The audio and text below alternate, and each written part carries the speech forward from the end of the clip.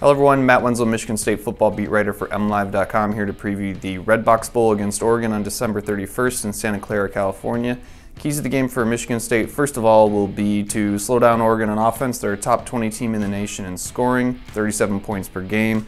Justin Herbert is one of the best quarterbacks Michigan State will have seen all year, and a likely first-round draft pick if he decides to leave for the NFL.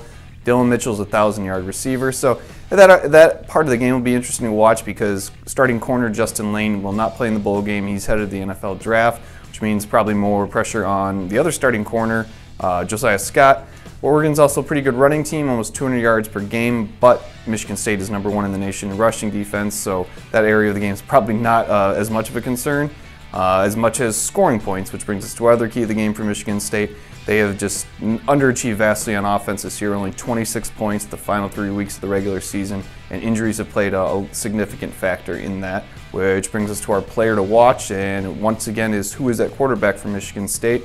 Whether it'll be redshirt junior starter Brian LEWERKE, who's dealt with an injured right throwing shoulder the last half of the regular season, or redshirt freshman Lombardi, who was filled in his absence. Before they left for California, Brian LEWERKE said he was unable to say whether he will be able to play or not in the game, so that remains an unknown.